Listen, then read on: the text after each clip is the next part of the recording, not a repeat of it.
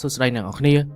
នៅក្នុងវីដេអូនេះខ្ញុំមានជាគំនិតមួយជាពិសេសសម្រាប់អ្នកដែលរាល់ថ្ងៃនេះញៀនជាមួយនឹងទូរស័ព្ទញៀនជាមួយនឹងការ scroll នៅពេលដែលអ្នកនរគ្នា scroll មើលមាតិការបស់គេហ្នឹងយើងអត់ដឹងថាយើងកំពុងតែធ្វើអីទេគឺយើង scroll ដើម្បីរងចាំមើលថាតើមាតិកាណាមួយដែលត្រូវចិត្តយើងកំពុងរងចាំរបស់ដែលធ្វើឲ្យយើងសប្បាយចិត្តអញ្ចឹងបើសិនជាអ្នកនរគ្នាចង់ផ្លាស់ប្ដូរទម្លាប់ហ្នឹងឬក៏ការញៀនរបៀបហ្នឹងវិធីងាយស្រួលមួយគឺយើងបដូរការគិតរបស់យើងបដូរសកម្មភាពរបស់យើងពីអ្នកមើលមាតិការបស់គេមកបង្កើតមាតិកាដោយខ្លួនឯងខ្ញុំនិយាយពីបទពិសោធន៍របស់ខ្ញុំទៅចុះការដែលខ្ញុំអត់ទាន់ធ្វើមាតិកាអត់ទាន់ធ្វើវីដេអូ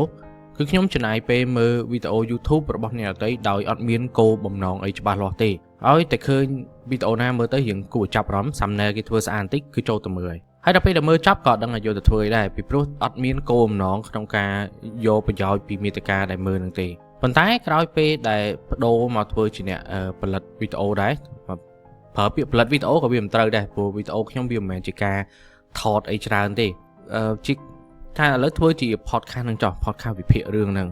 អញ្ចឹងរាល់ពេលដែលឃើញមាតិការបស់គេហ្នឹងនៅលើ feed YouTube ហ្នឹងត្រូវគិតមើលសិនថាតើគួរចុចមើលឬក៏អត់តើមើលហើយវាបានប្រយោជន៍អីអញ្ចឹងវាបដូរការជ្រើសរើសរបស់យើងពីមើលមួយណាក៏បានទៅជាមើលរបស់ណាដែលស៊ីគ្នាជាមួយនឹងមាតិការបស់យើងដែរហើយមិនមែនតែ YouTube ទេសូម្បីតែលើ platform ផ្សេងទៀតដូចជា Facebook ចុះនៅពេលដែលយើងអូសមើលអញ្ចឹងបើសិនជាយើងមិនមែនជាអ្នកបង្កើតមាតិកាយើងមើលដើម្បីរកមាតិកាណាដែលធ្វើឲ្យយើងរំភើប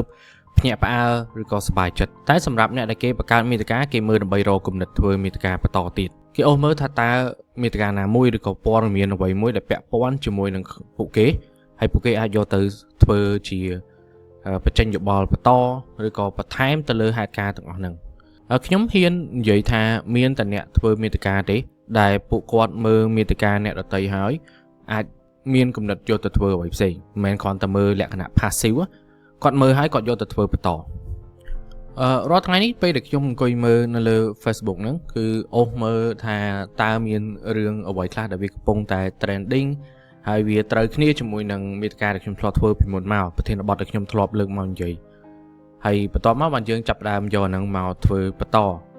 ហើយយើងប្រហែលជាគិតថាអ្នកដែលគាត់បង្កើតមាតិកាច្រើនគាត់ប្រហែលជាចំណាយពេលក្នុងការមើលបណ្ដាញសង្គមច្រើន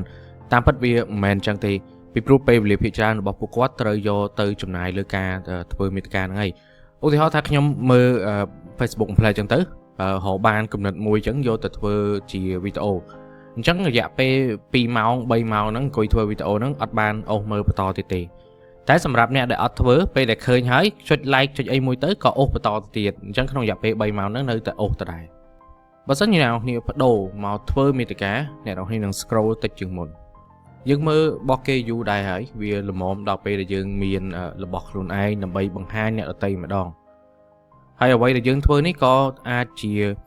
ការជំរុញចិត្តមួយទៅដល់អ្នកក្រោយទៀតដែលគាត់មើលឃើញអញ្ចឹងទៅថាចង់សាកល្បងដែរពីព្រោះមានអ្នកធ្វើថ្មីបើសិនជាបើកមកឃើញតែអ្នកធ្វើមាតិកាចាស់រាប់ឆ្នាំហើយអ្នកផ្សេងទៀតក៏គេពិបាកក្នុងការហក់លោតចូលដែរអញ្ចឹងជាចុងក្រោយគួរតែសាកល្បងទៅព្រោះយើងចំណាយពេលច្រើននៅលើបណ្ដាញសង្គមនៅលើ YouTube អញ្ចឹងយើងគួរតែកាត់ពេលវេលាខ្លះចេញពីការចំណាយពេលទាំងអស់ហ្នឹងមកធ្វើមាតិកាខ្លួនឯងវិញ